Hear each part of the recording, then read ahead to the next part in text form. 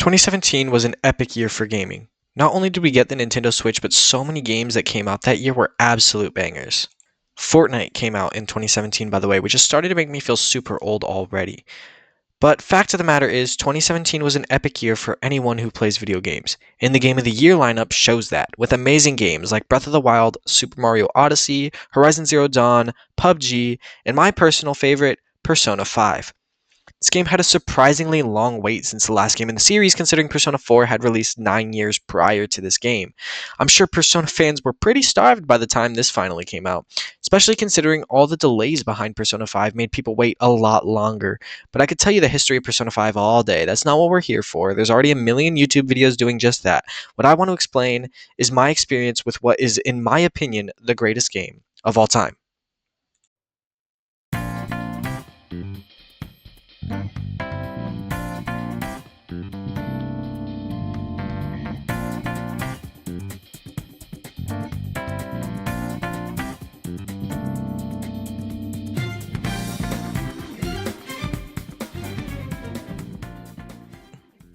And around 2020, the world went to a crazy place and everyone stayed inside, and there is when I spent so much of my time grinding through all of the Kingdom Hearts games.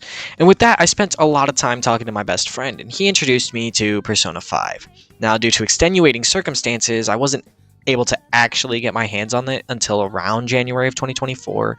But once I did, I didn't put the game down and ended up beating the game in only 12 days, which for an 100-hour JRPG, I admit there was definitely a problem with the way I was playing it. But oh my god, it was just so fun.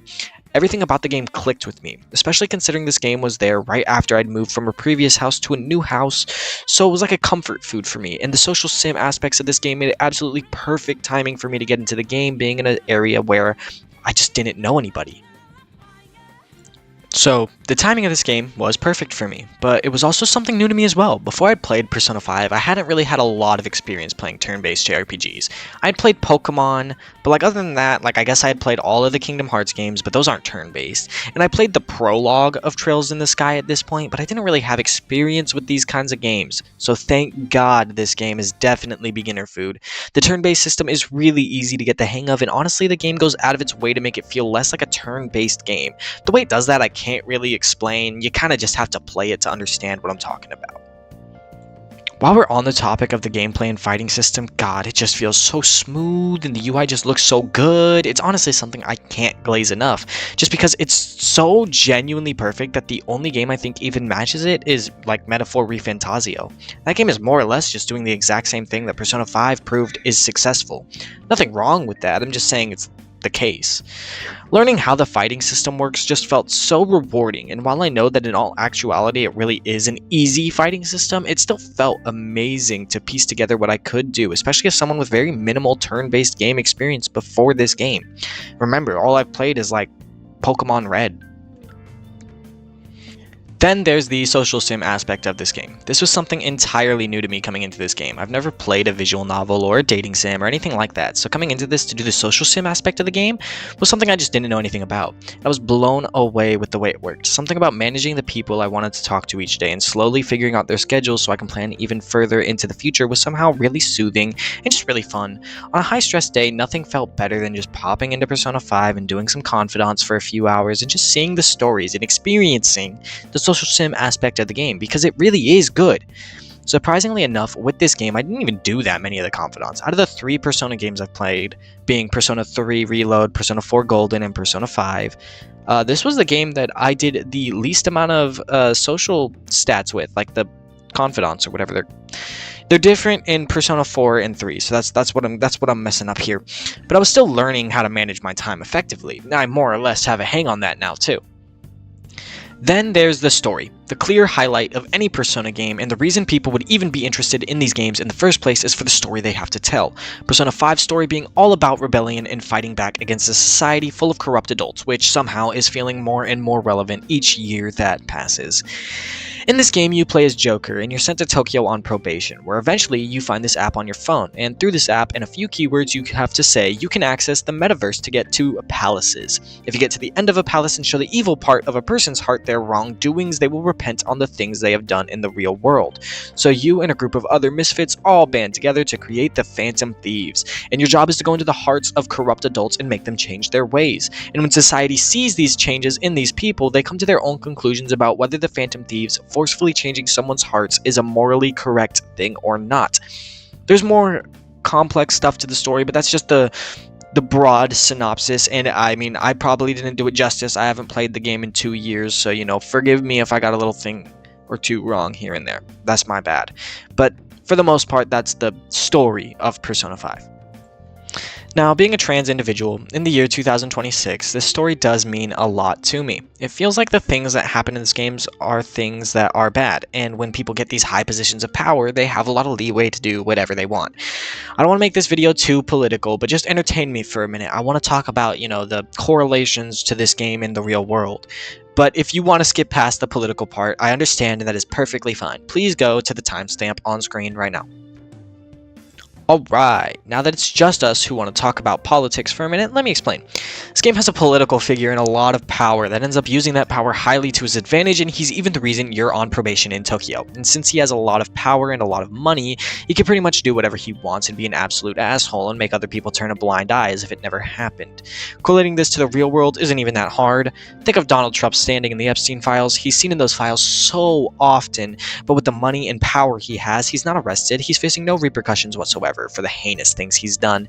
And with all that charisma, he even has hundreds of thousands, possibly even millions of people convinced that he didn't even do it, even though there's proof. It's sickening, and I feel like this game shows that it's a problem with that people with power and money can get out of these situations where they should absolutely be punished for what they're doing. And yeah, it's just, the game does have, you know, political implications. Granted, you know, they might not be directly going for, oh, Donald Trump's in the Epstein files. I mean, that wasn't even a thing that they would have known by the time that the game came out. So it's like, but it still shows that, like, high political figures of power can get these horrid, like, things. Like, they can just do horrid things and get away with it, is what I'm trying to say. It's complicated, it's messy, but it's real. And I feel like that, I feel like the game gets points for that, especially in my book.